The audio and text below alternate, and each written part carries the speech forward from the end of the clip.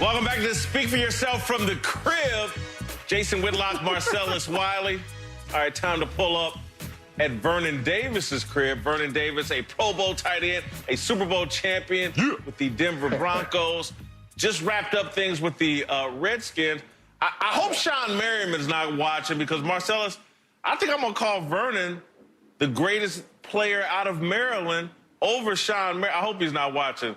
Sean Merriman might put the lights out on it. But Vernon, welcome to the show. Cold.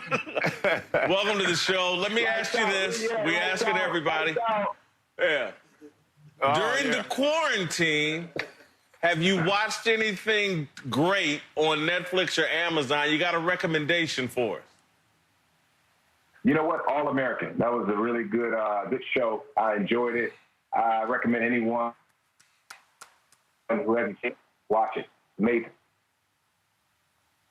Yeah, it was amazing. Actually, a parallel story, man. A kid from the hood in L.A. goes out to the outskirts to go play ball, man. It really touched my heart. It's an amazing series right there. But you're also a partner in Samsung Smart TV, and you're a dad like myself. Raising 3 kids by yourself. How are you keeping your sanity through this quarantine and the pandemic, man?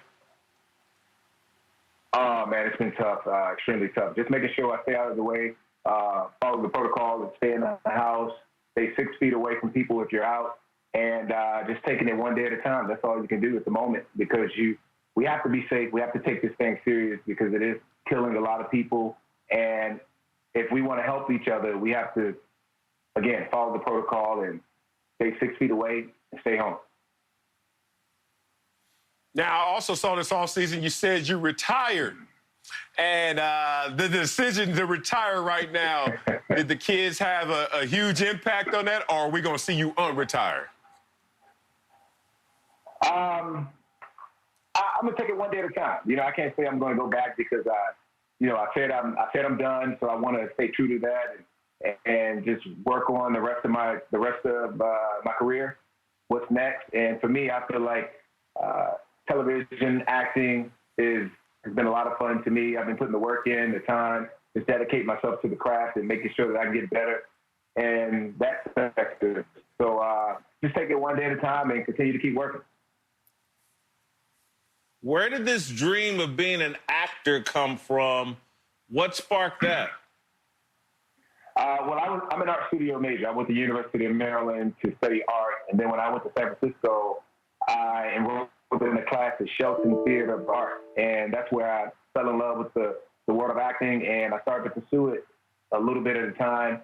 But the problem is when you're playing football, you have to put so much time into football and you can't really pursue the acting career because it's just too much at one time. But now that I'm done, really delve into it and continue to just keep going and working on the craft. Read that you were inspired by Kobe Bryant. I would think you'd be inspired by The Rock. Kobe, why not The Rock? No, I do. I love The Rock. I think The Rock I had a movie not too long ago, a few years ago. Cultivated a relationship with him. That was pretty cool. And just learning and just growing. Now, you were talking about San Francisco earlier, and we were talking about Colin Kaepernick as he came up in an interview with Tom Brady. Just want to ask you, like, player to player, when you were there, especially during the good years with Colin Kaepernick on the field, did you see this activism coming from him? No, I didn't see it. You couldn't see it. I mean, he was just at that time, Kaepernick was, he was playing at the highest level possible, and then he had the little decline where he wasn't doing so well. And I guess after that, that's when it all came about. I was gone by then. I got traded to Denver that year, 2015.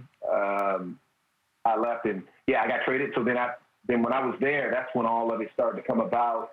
And I totally didn't expect it. It was just something that came from left field, from out of nowhere. Now, I want to bring up another conversation happening in the sports world. C.J. McCollum made headlines saying he thinks that a third of the NBA players are living paycheck to paycheck.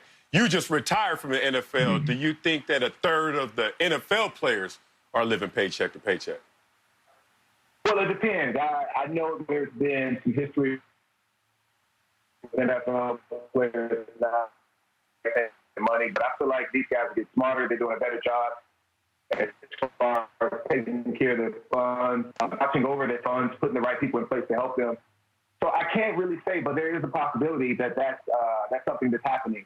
But I hope not. I pray that everyone has been doing really well, taking care of their finances and just continuing to evolve and being proactive in their assets.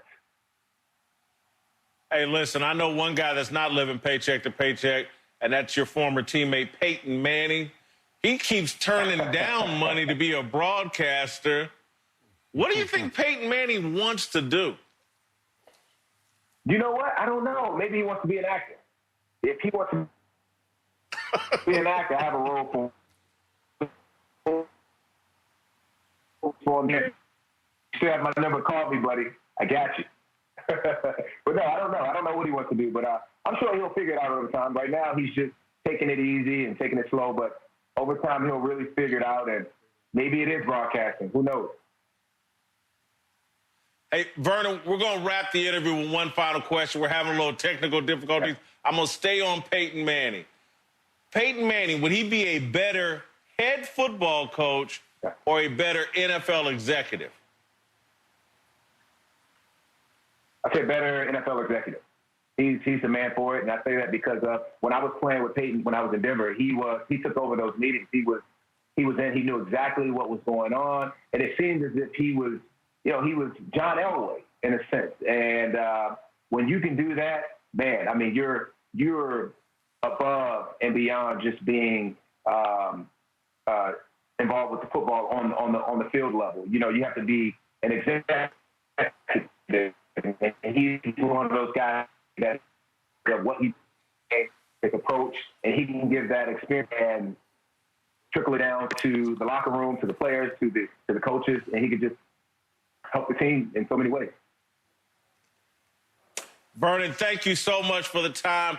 Really enjoyed coming out to your crib. Good luck with your acting career. Tell your brother good luck as well in his retirement. All right, we're going to keep it moving here on Speak for Yourself from the Crib. We're going to go out to the Bay Area, touch base with Rick Bucher, and talk about LeBron James's latest project, his documentary about his I Promise school.